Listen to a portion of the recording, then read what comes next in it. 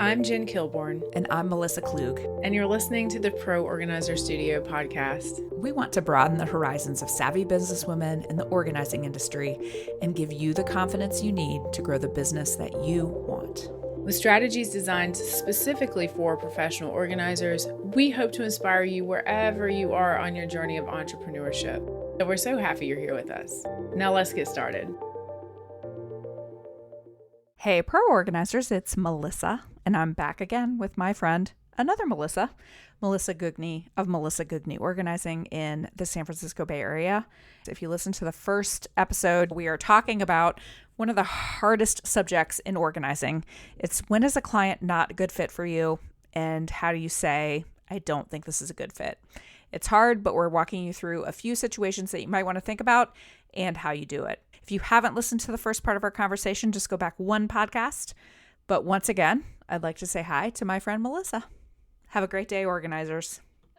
Okay, so let's say that you've got, whether it's a controlling client, whether it's just a client that you have the spidey sense about, it's just you've worked with them a long time, you're not making any progress. There are a million ways you can get there, but let's get to the meat of it. Like you have someone where you have all of the signs that it's not quite right. Let's talk about how you make that decision and then how do you implement that decision with that client? Because that is something, I think that's the hardest part for people is the actual, how do I do it?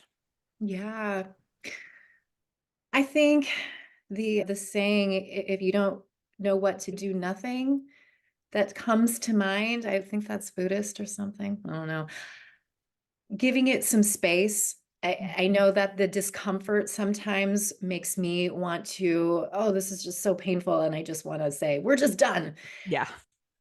Sometimes that's the way to go, of course. And if you're scheduling things quickly, you may need to. But in general, most things can benefit from having a little bit of time, giving your mind a break from it, going to the group, talking to people you trust, like letting the emotions out a little bit.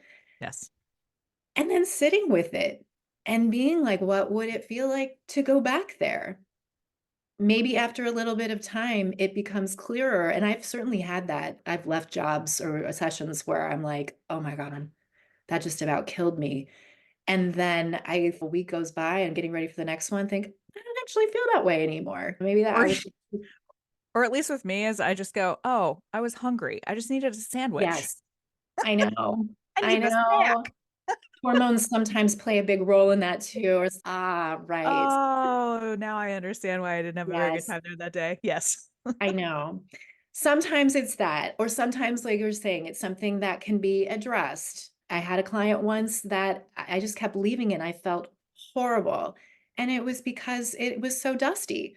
Oh, The yeah. house itself was clean, but because there was so much open shelving and open everything, it probably hadn't truly been cleaned in 20 years, Yeah. and it was killing me. So I said, hey, I know you had mentioned you wanted to hire a deep cleaner. I would appreciate it if you would do that before I come back. So there you go. And she did, and she was planning to do it. Sometimes it's just things like that. Now, other ways to deal with it, like I said, with the situation with the hoarder, I just had to do a clean break. I have also had it where I was all ready to end things. It was just not progressing. They weren't really listening. It felt like they didn't really want me there. It was a lot of mixed signals. And that was one I was dreading going back. And that was what that taught me, like, wow, of all the places, because they're pretty nice people. Like, it's not like this is so bad, but just had this sinking feeling like I'm just twiddling my thumbs. And I was all set to just say, I think we need to be done. Here's your money back for the unused sessions. But then it occurred to me, it was like, how can I pose this that we're coming together to make this decision? Yeah. So I kind of played around with an email and said, we'd done 5 or 6 sessions out of 8 or something like that. It was like, I know you hired me. It felt like there was all this work, but I'm actually feeling that you're getting a lot of this work done on your own. Do you think there is much more that you want me to do? Mhm. And what's so interesting is once I had written that, it was like I had freed myself because I thought if they had come back and said, oh, yeah, we sure do. We want you to do the garage next time. Hey, that's actually solved the problem because I'm twiddling my thumbs. Now I know I'm going to work in the garage. I can do that. Like I wouldn't dread that. And they came back and said, thank you so much. That was so amazing that you offered that. I know I don't offer refunds, but we are in a good position. So that would be fantastic if you wouldn't mind. And it was such a wonderful feeling to know they felt good about it. Yep. I felt good about it. I gave the money back freely. I make a joke in my mind. A few times it's come up. I like to think of the money as being an escrow, where Yeah. it's sure you count on the money, and 99% of the time you should, however you take your money in.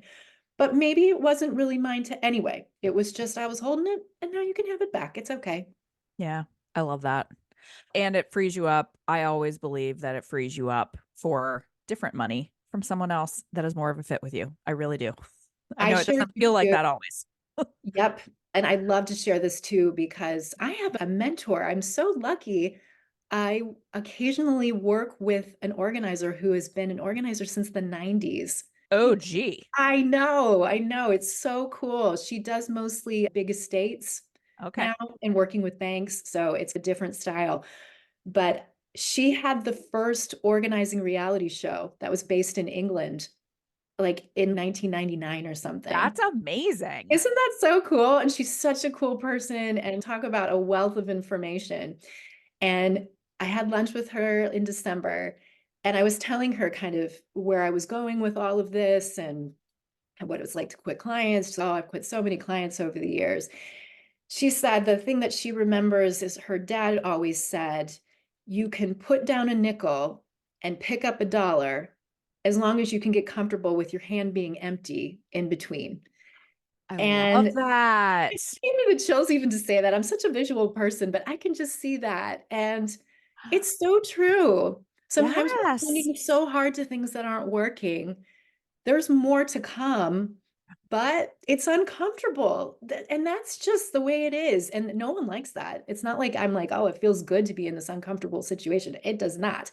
But I have enough trust that by doing this, things are going to work out. And speaking of that client, that was the decision we made. It's sure, and I don't like to do things just saying, oh, what about reviews? And what about Yeah. Right. that person is going to say nicer things to me than she just sent my money back and said, we're done. Yes. In this situation, it worked, even though some situations you should just send the money back and say, we're done. Yeah. And this is all, there is no black and white in any of the things that we are talking about today. It is all very gray, various shades of gray. And I think that you do know the people that you need to just, and there was one situation that we will leave confidential, but that was in our group yesterday where everyone's response was refund and run, some version of refund and run. I saw That that. is Yeah. an okay response, right? There are some situations that refund and run is the right answer. There are some situations in which you avoiding, so let's just say you like really avoided that hard conversation and you didn't do it and you just said, we're done here, refunded their money. You're exactly right. Is that person they might have been left with a very bad taste in your mouth versus you still got what you wanted. You had a very respectful and kind, it ended up being very mutual. Everybody's happy. They're happy. You're happy. Everybody's happy. Can't ask for more than that. Yeah. And you could have avoided the conversation or made it awkward and you didn't. You just put your big girl pants on, had the conversation. It ended up great. And knowing the difference of what kind of conversation to have, I think that's the biggest thing is people feel like this is going to be some sort of like contentious conversation as if you are actually getting fired. Right. And no, it doesn't have to be that way. There are a million ways to have that conversation where, and it's all the jokes about it's not you, it's me. There are ways that you can do just like a breakup. It's not you, it's me. My schedule is this, or I have had some changes in my life that are going to make scheduling this hard. You can make up a lot. You do not have to be brutally, ruthlessly honest with people Mhm. unless that is something that is really important to you. Yep, you are correct. And that's, yeah, there's so much subtlety in that too. And I think that just brought up this thought that I've had in my mind plenty of times of, I don't know how to help you. Yeah. Right. And back to I might just not be the right fit. And I'm okay with that because I'm a fit for lots and lots of people. If Yeah. sometimes I'm not, I'm okay. I'm okay person. I'm good at Yeah. what I do still. And we don't have to take that so to heart. Yeah. And Yeah. it's very much okay to just say, there are a lot of different kinds of organizing, and I think my particular methods might not be the best fit for what you need. That is a great sentence that you can Mhm. say of just, I am not the right fit for you. I have some thoughts about who might be a good fit for you if they are a good candidate for referral. Like you were talking about earlier, not every client do you want to, I always say, don't gift your burden. Actually, I don't say it. Marie Kondo says it. I Don't gift your agree. burden. Yep. Do not make a problem someone else's problem. But if you have someone that you go, they really might be a good fit. I've had several instances recently where I've had people come to me and I just said, you need a team. And I don't have a team, but my friend Missy does, and my friend Corey does. And here are there, depending on where you are in the Twin Cities, I'd love to send you their way because I think that they're going to be better for you. And really making it that whole, it's not you, it's me, can actually end up helping them a lot in the end. Definitely. And clients are so grateful for that Yes. Yeah. too. I love that. I had somebody come to me and basically they wanted Alpha. They wanted the Container Store to design an Alpha closet. And the closet, they thought it was a complicated closet. It was the most basic closet. I just said, I'd be happy to help you. And if you're overwhelmed and short on time, I can do it. But you'd be paying me for me to basically do the same thing. She Yeah. was so grateful. Yeah. And it's fine. I'm Right. busy. Like I want you to have what you need. I feel a Yeah. lot better just being a good resource in that situation. You need a top track and four rails. That's it. Go to the Container Store. They'll help you. I know. It's like in good conscience, I can't. Right.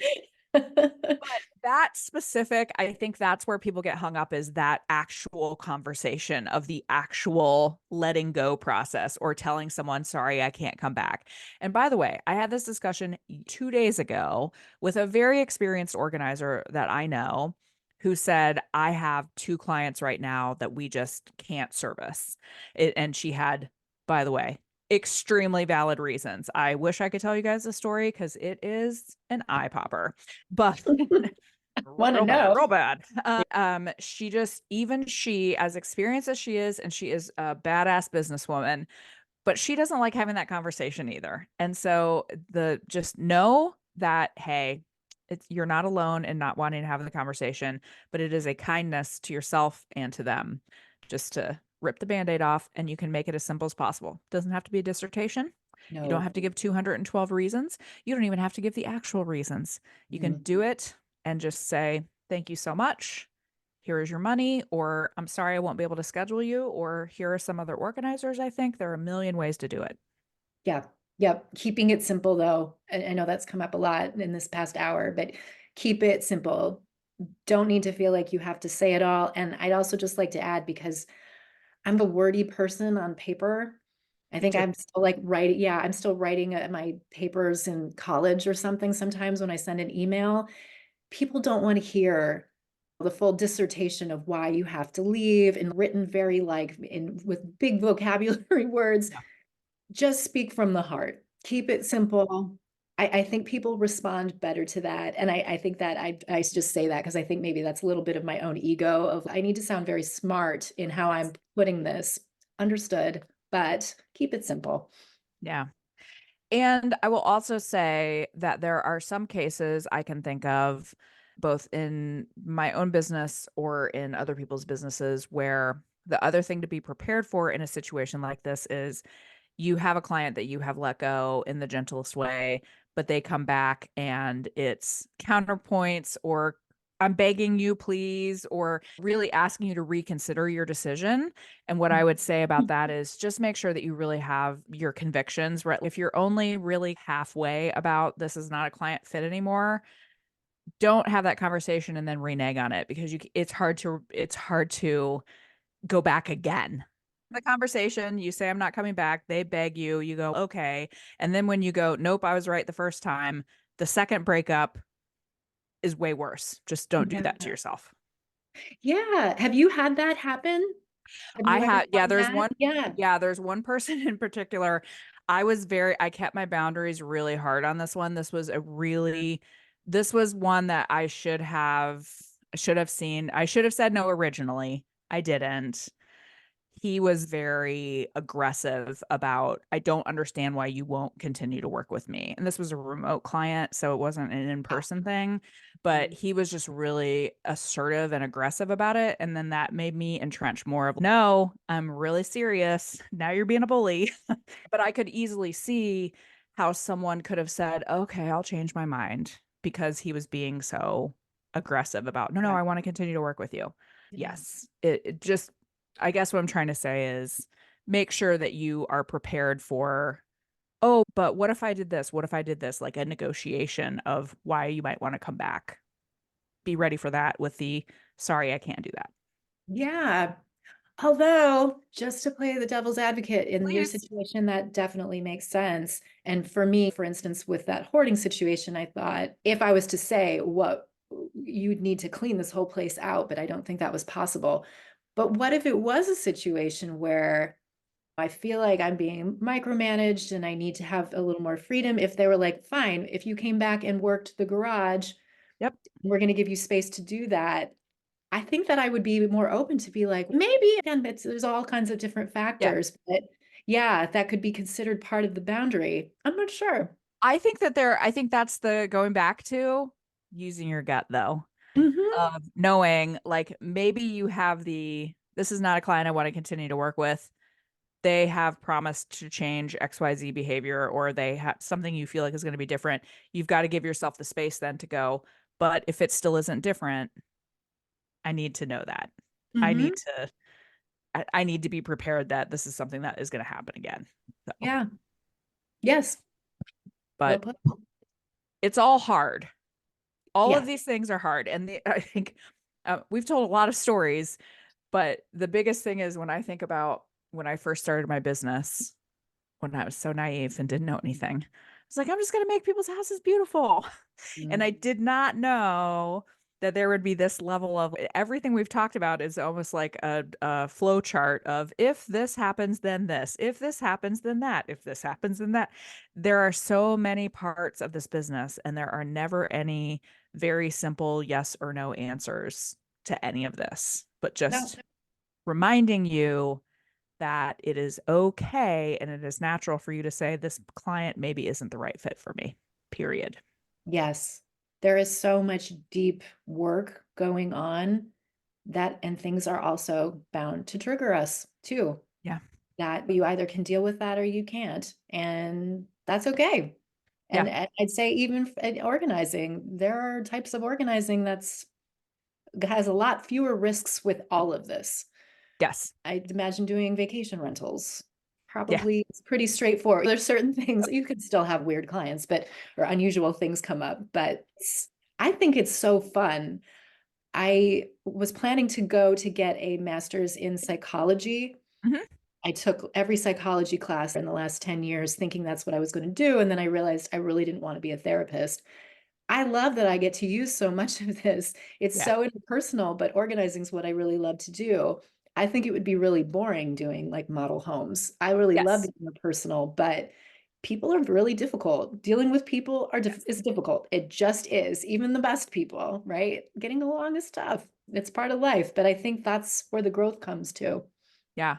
We must be the same person. I was a psychology major. I I was know. going to be a therapist, and I did the same thing. I go, "Oh, no, that does not work for me." But I feel like I am a therapist now. We all are. So, Mhm. Yeah, but yeah. that's another one though. Some people really do. I bet that there are some clients that I have that I'm like, I love this client, that there would be other organizers that'd be like, this is my worst nightmare. Like I I just, know. no thanks. So I I know. love that stuff. I love getting into the psychology of it, but not everyone does. And that's okay. Absolutely. We're all so different. I laugh that I just neurotic and anxious women are like my jam. I told I this really story. love my really anxious clients. And I, you know, I can make them laugh. It's right. actually kind of fun. I think I told this story on the podcast, so I apologize for people who like really pay attention, but I had a potential client recently who was like really worked up, wanting to make sure that I understood that she was anxious and that she had a lot of anxiety. And she's, no, I really need you to understand. I need to know that you are okay working with anxious people. And I'm like, girl, I have 3 of them that I live with in my home, and the dog is very anxious too, frankly. So, yeah, I'm very comfortable with it. I'm good. Yeah. Most of my clients, also a lot of my friends, like, we're I good, know. girl. So, Yep. I know. I know whether they know it or not. It seems to right. be. Yeah. Yeah. But I would also like to say that there are a lot of people that listen to this podcast who are experienced organizers, and then there are people who are just thinking about getting into organizing. And what I would like to say is we like to give a balanced view here of we want to give you the holistic look at the industry. But I assume that you are very similar to me of 98% of my client interactions and experiences are lovely and Yeah. great. And I have never, ever had a job in all of my very many years of working where it is almost universally a pleasant experience. Every job's going to have the downsides, Yeah. right? But Yep. this is way less downsides than any other job I've ever had. So I don't want to scare people of, oh my gosh, every client you have, it's going to be difficult. No, definitely not. And that's where I think it's gotten so much easier as time's gone by of when things aren't working. Because as I said, I love my job. I also don't take it personally if somebody's normally really great and friendly and they're being grumpy one day because they're dealing with their life. Like it's Yeah. fine. It's okay. Again, I can take care of myself. Like I'm here to do my job and it's fine. Yeah, it's very rare. Yeah. I'm grumpy sometimes too, by the way. Me too. Sometimes I'm very cranky. I know, but when I'm working on a pantry, I'm just so happy. Like I Yeah. think people are like I was in a bad mood and now I'm happy. Yeah. Like that's how it works. There are a billion different kinds of organizing and you can do almost anything. But there was someone in one of our groups the other day that was like, she's very much a side by side organizer, likes to work with a client. Mhm. And someone was like, I think this is a case where you should really just work on your own. And she's, I don't understand. Like, how do you do that? And I'm like, oh my gosh. At the beginning, I thought the same thing. I wanted to work side by side with my clients. And like, and then I discovered the joy of not working with them. I just put my headphones in, throw on an audiobook, podcast, whatever. I go, it's glory. I just do my thing. I make things look beautiful. I like give them a better house. It's fantastic. So give it a try. Oh my gosh. And you say that I had two things because I think I read that thread.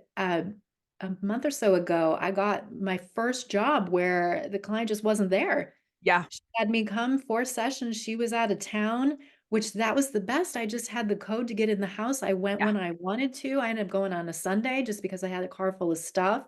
It turned out so beautiful. Yeah. Mind you, there wasn't a ton of calling to be done. It's not a fit for everyone, but like only people knew. And Oh, then yeah. I mentioned that to another new client, and he was like, "So how much would that cost if you just came Right. in and did the extreme makeover version or I whatever?" I was love it. like, maybe that's something I need to explore because I loved it. And she was so happy. On And my website, I call it fairy godmothering. oh, nice. I love Yeah, and that's that. how I phrase it to clients is I say, "I'll just do it for you." And I have a client that I have not physically seen her in person in months. I just have the key. I have a key to her apartment that I'm able to get, and I go in, and the end. It's great. It's great for both of us. Yeah, it's just a different type. And I guess I maybe thought that too, that everything Yeah, needed to be very customized to exactly what they wanted. But as I mentioned, most of my clients do not want to work with me. In yeah, fact, that's a condition of hiring me, is yeah, like I tell them, don't worry, because these are people who are working a yeah. lot, Right. right? So 3 hour blocks, they would probably never hire an organizer if that was the thing. I had just recently somebody, normally I want to have the client be there the first time at least. Yes, for I sure. thought that was no, but it was 2 days before, and my wait list is really long right now. I assume that's why she was like, no, come anyway. I got to the run of the house for the first session. And I even said, you wanted things custom. I don't care. Just go in and do something. It was so much fun because I got to just be in my own world, Yep. absorbing the space. They were thrilled. It was great. And now I've worked another Yeah. session with them and it's been so awesome. So stay open-minded to that. That can be the best. Stay open-minded. Yeah, I have one client who she's lovely. I absolutely love her, but she told me flat out in the nicest possible way. She goes, "The less I have to interact with you, the happier I'm gonna be." And I'm Yeah. like, "I got you, girl. Yep. No Yep. problem." I So, hear variations of that too.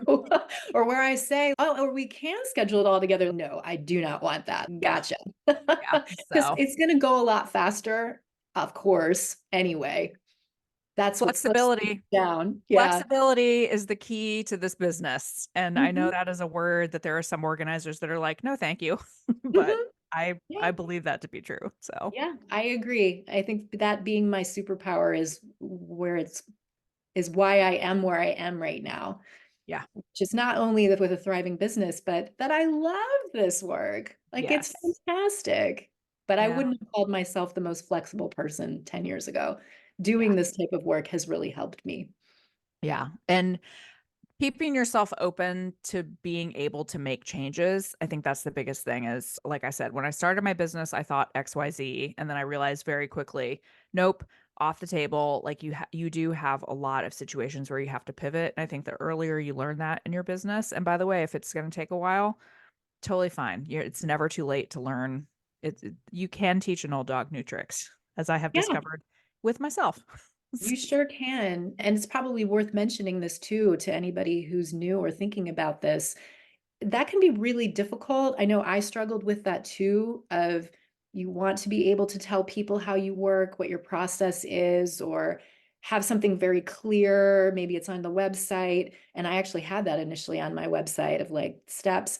I realized I can't do that because there's vague stuff. The calling Sure. comes first or whatever. But having it be super clear. And I thought, how are people going to respond to that? They respond great to it because Yeah. I feel like I customize it to what you need and this is how we're going to do it. And I think when you can talk about that confidently, people feel great about it. So I don't know. I know that's probably just like a particular type of personality that I have, but if that's something that's concerning everybody or anybody, just know that can even itself out over time as you talk more about your work to Yeah. people. Absolutely. Anything that you want to chat about other than what we just did? Is there anything that we did not cover? I think we covered everything and then some. I love talking to you. This is so I know fun. I love talking to you too. I just wanted to make Really. sure that I had gotten everything. I'm not promoting anything. I'm Okay. just promoting sleep. Get your sleep. Promoting sleep. Okay, let's talk about this because Promote I did sleep. not sleep properly last night. Okay.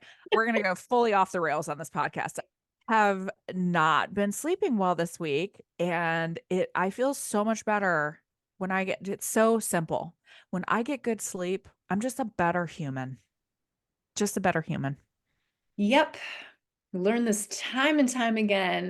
There's nothing more important than sleep and rest. Yeah.